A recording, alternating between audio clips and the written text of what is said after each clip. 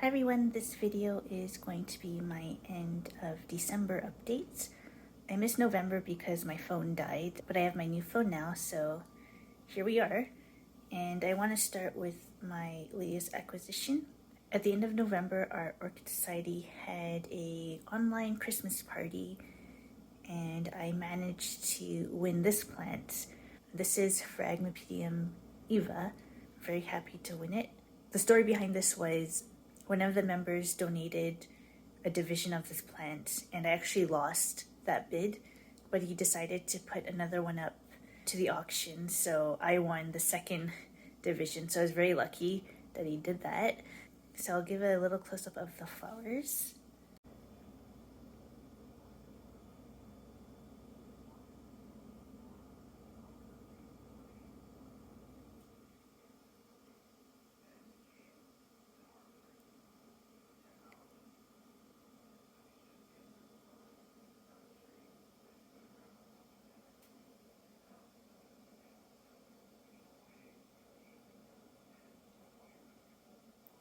I really like the color, but it's not fragrant from what I can tell. And this is the Vanda corner. I decided to move the Vanda cristata from this location, and I'll show it later, because the leaves would wrinkle a lot, so I thought maybe it's too dry here, even though I have a humidifier running. So I decided to move it to the computer room window where it's a bit cooler near the window, and so far that's helped. And in its place, I've moved the Brachypeza laotica, but this plant hasn't really done too much right now. And my Phalaenopsis javanica is in bloom. I've been pretty consistent with having the humidifier on because previously the blooms don't really open, like at all, they would stay closed. So far the outer petals seem to be opening, but still the top petals, they're remaining closed, and I'm not sure if it will open again in the future, so we'll see. And that's the current status of the flowers. And these are my seedlings. The Paraphalaenopsis laycockii on the kulog is doing pretty okay. If everything looks wet, it's because I just recently watered them. And the Dendrobium tobaense are doing fine. And this one is my Thrixspermum leucarachne. It's actually in pretty bad shape. So for some background, I found a couple brown spots on the leaves, and I put dragon's blood on them just to hopefully spread whatever infection it has. That didn't work, so I ended up cutting off the leaf, and you can see here I cut off the end there, and at the top I had brown spots on the leaves near the center part, the stem, and it was getting worse, so I just cut that part off. Even though there was a new leaf growing, it wasn't doing well. And you can see on the bottom, even the stem is turning brown. Although some of the flower spikes seem fine, this one is starting to go. I considered just cutting off the bottom part, but then there's only going to be this much of the plant left, so basically no plant. The last thing I did was I sprayed the whole thing down with hydrogen peroxide, and then I watered it as normal because it was watering day and it was really dry. But I'm not taking any other drastic measures because I don't know if there's anything else I can do that would save it, so just watching this day by day to see how it turns out. Then this one is Masdevallia amplexa. It's recovered well from whatever it had. The latest leaf that grew on the back developed fine. It didn't wither and die.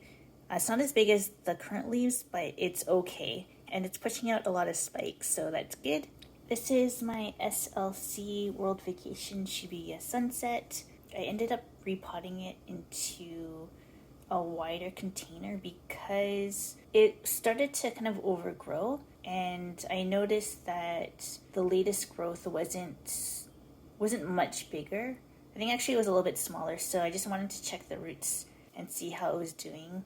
I ended up potting it in a non-semi-hydro pot, mainly because I didn't have any with this specific dimensions, and I think this size is perfect for it. So that's a change for this plant. Also, it's pushing out a new growth, so that's good. And this is my Vanda tricolor seedling that I got from Orchidea. I don't remember if I updated on this plant, but I did remove it from the moss and now it's living bare roots. Kind of how I treat my other Vandas and vases, and it's really happy. There's only one root that's growing from the stem, but it's now started to branch out roots from that one root, so it's doing pretty well. This is my Galeandra baueri. I decided to put this in semi-hydro. I also wanted to unpot it to see what was going on. This growth was growing on top here, so I removed it and I put it in the pot.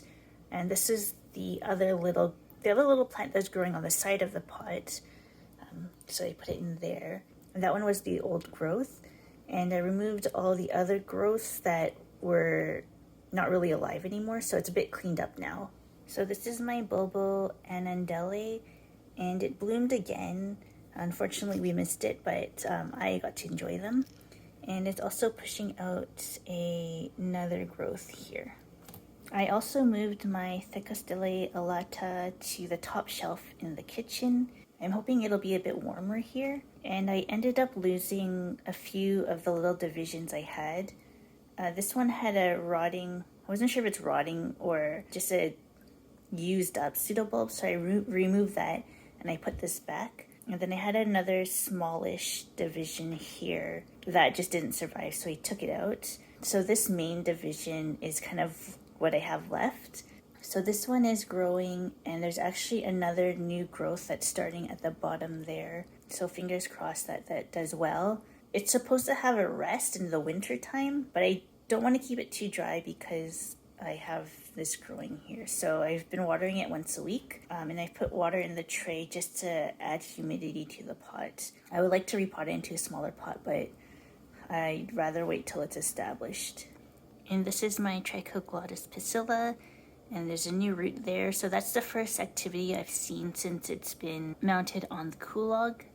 And this is Clowesia Rebecca Northern, and it's starting to head into dormancy. And this is my Ctsm gladiatorium crossed with barbatum. And I think the Listerine spray I used to help deal with pests really ruined the root system. You can see this pseudobulb is completely shriveled and it's not plumping back up. Also, these leaves are super floppy, and I had a spike coming, but the spike just shriveled up and died. So I'm just waiting for this to go into dormancy, and then next year it'll grow as normal.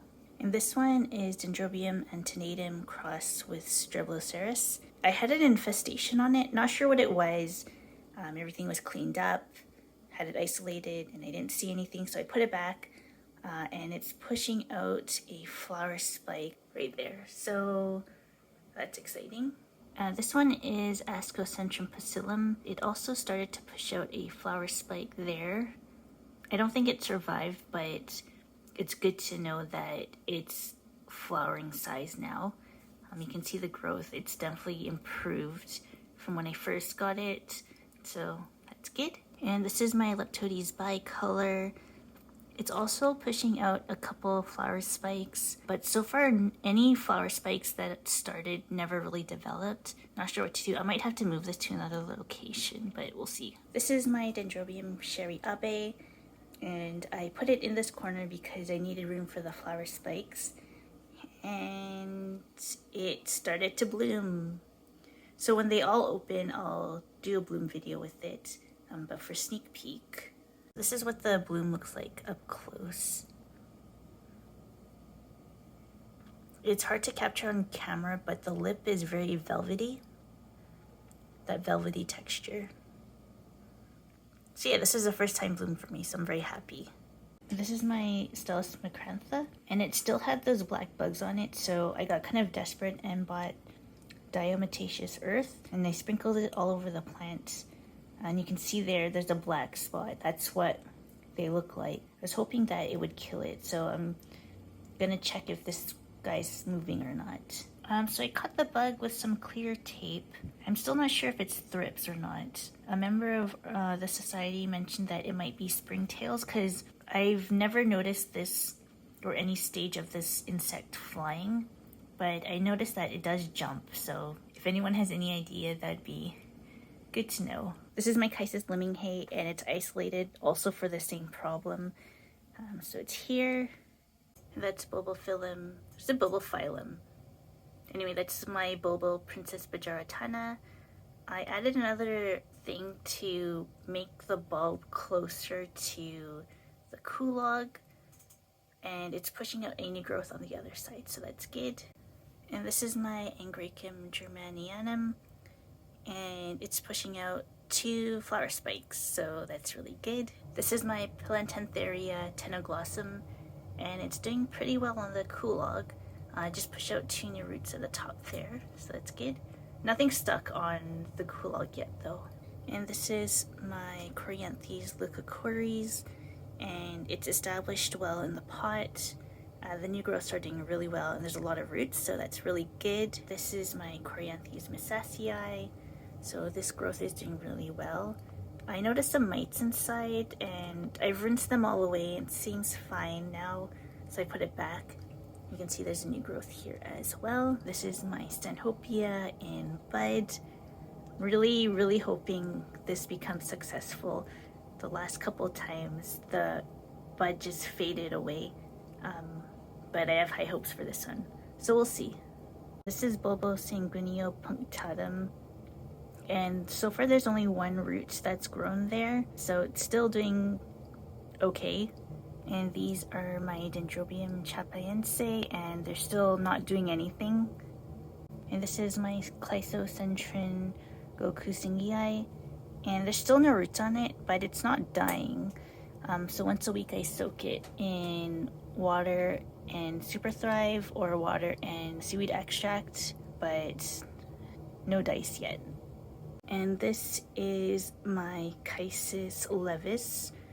So I contacted Clouds, where I originally purchased the plant, asking them if they can confirm if this was Chysis levis and not Bractescens. So they were able to confirm that it is levis based on the lip detail of the photo I gave them. And they sent me a link to Troy Myers, where they purchased the flask. And actually one of the parents of Chysis levis is white. There actually is some color variation with Chysis levis, so some of them are white, and he mentioned that the best way to determine the ID of the plant is via the lip detail. So he was able to confirm that yes, this is Chysis levis. I'm still not happy with the color, but I can accept that that's what it is. I mean, I kind of wish they had a photo of the parents when I purchased the plant, but it's whatever, it's done now. But just an update on this. So in conclusion, yes, this is Chysis levis. It is correct. It's just a different color variation. So this is my Polycycnus barbata, and its latest growth is doing pretty well. I noticed that it's not really pushing out new roots, so I just added some sphagnum moss closer to the base of the new growth. Hopefully that will encourage the roots to come out. This is my Bulbophyllum, and it has at least 3 new growths on it, so that's good.